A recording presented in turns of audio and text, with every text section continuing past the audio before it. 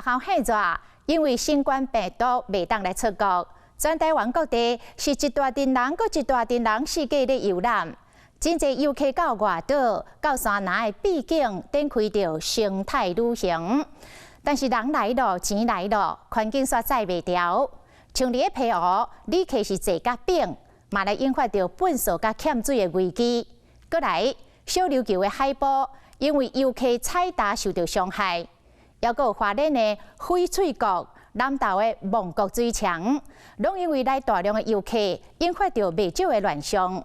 在地人来建议，要来管制着游客总量，甚至来提议暂时甲景点封起来，讨好自然生态会当休喘一下。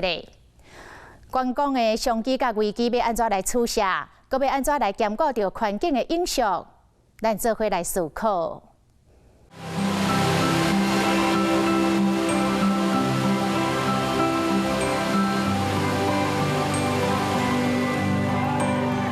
经常会塞车，然后再来就是丢垃圾。其实任何一个地方都是要被管理。最重要是永续观光的概念啦，这样你的世世代代的子孙都可以持续来利用。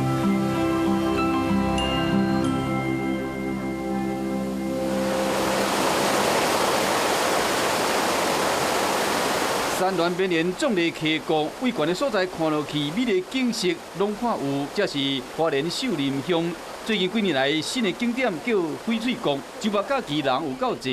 孙运贤先生非常伟大，我告诉各位，待会我们要去看的水帘瀑布啊，就是孙先生盖的。他为了要保护里边的引水隧道而盖。导览业者详细解说，带团客看在地原始风貌。好，继续往前走。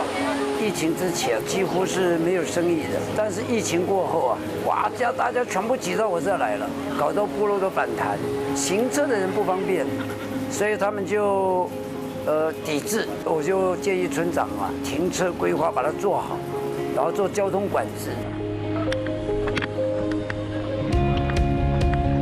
沿木瓜溪谷行。翡翠谷的古道是原来挖去位入口到入口内底，差不多是1公里半。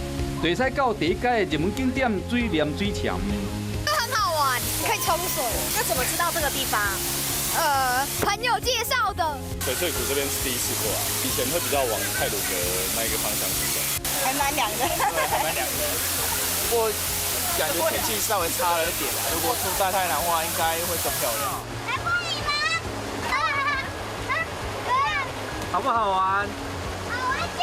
潺潺流水引人入胜，搁爬去面顶，无像那包围深潭，沿过是山间秘境。翡翠谷较出名，无国无鱼清水溪拢伫个东门村。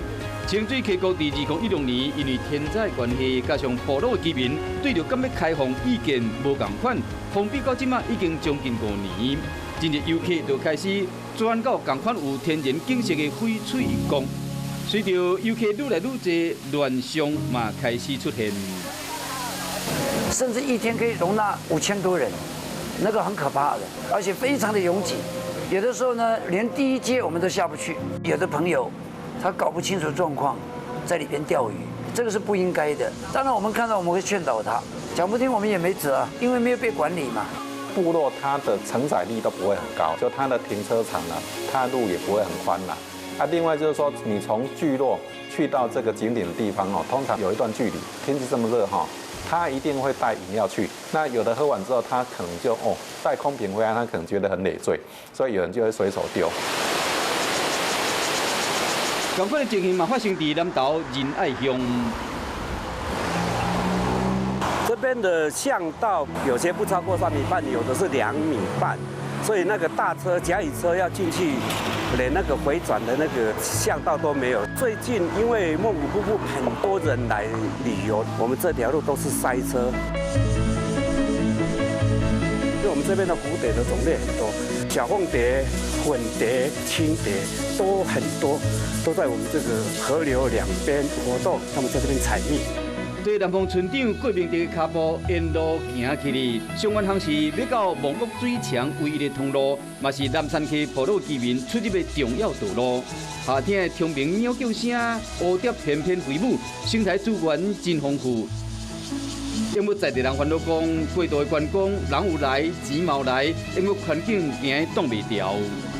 垃圾的问题是我们目前就是最困扰的部分，游客太多，导致我们的生态其实都已经被破坏掉了。那我们的护溪这一块，等于他们做了那么久，也等于有点很无奈啦。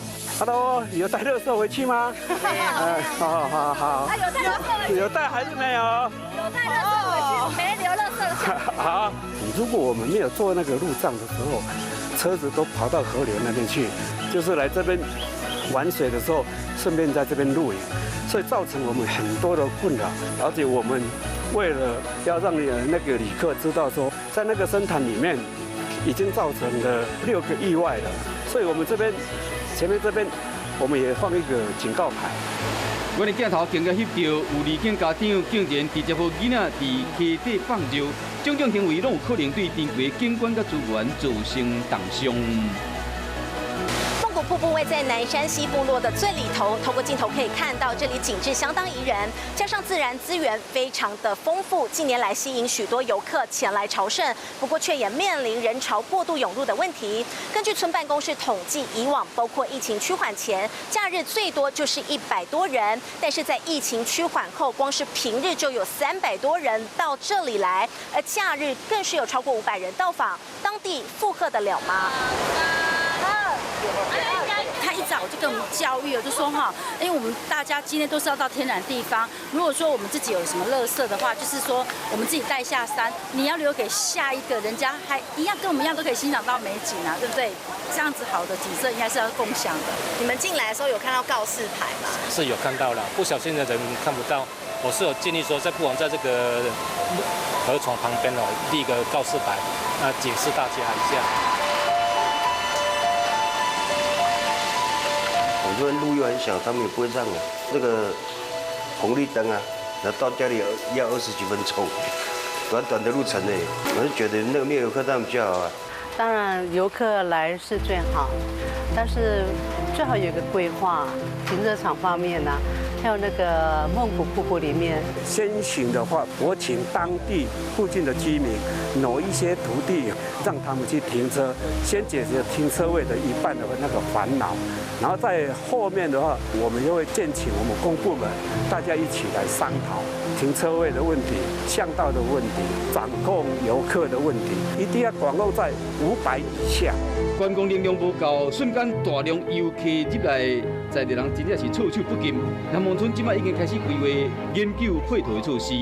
台中市县它是当然是公路局嘛哈，然后河川是水利署哈，然后我们的山林是林务局，可能政府里面其实就是要有一个协调机制嘛。像我们如果透过这个乡公所或者透过县政府，它其实就可以去邀请相关的单位做协调。那我觉得这些过程里面，反而经常最难的那一端都是居民的共识凝聚的。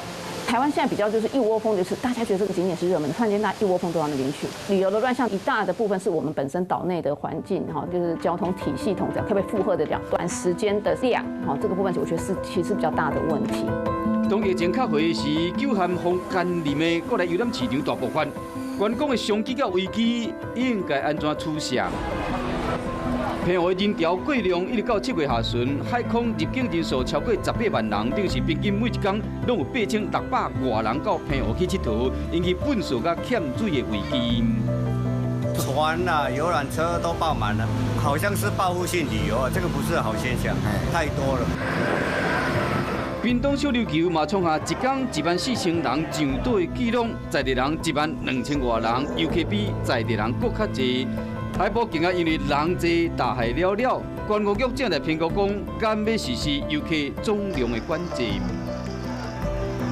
现在包括宜花东还有金马棚订房率还有各方面的指标都显示已经接近负荷的一个瓶颈，所以这个时候呢，我们当然希望分流，而这也有助于可以延长观光的热潮。国外在做一些生态旅游的时候，他们甚至把人在步道、山路上面的踩踏，造成原本是松软的土壤被你踏实了，那个都把它考虑在成本量里面。夯实了之后，就造成植物的根系的问题啊。那太多的人出现对野生动物的惊扰啊，这些都当作是承载量的部分。你只要有做好分区的管制，你人数也管控，你永续，然后你这甚至不修都 OK。步道就是一定要做好步道，然后呢，再来就是你任何人员就不要脱离步道。然后比如说你可以下水玩的地方，那个地方永远是戏水区，因为我有一段是保护区嘛，所以这些鱼类呢，比方说你在这一段游泳，它可能不会在这里活动，它往上游走或是往下游走。免得兼顾旅游品质甲生态保护，有学者建议讲，嘛使实施景点的注文制度，也是设立自然人文生态景观区。发展观条例里面的自然人文景观区这个办法是一个解套办法啦，就是说一旦划设之后，然后必须要有当地的解说员这个带领才能进入。然后在这个后台部分，我们就必须要做环境监测。最重要的是这一些事情的推动，其实就是永续观光的概念啦。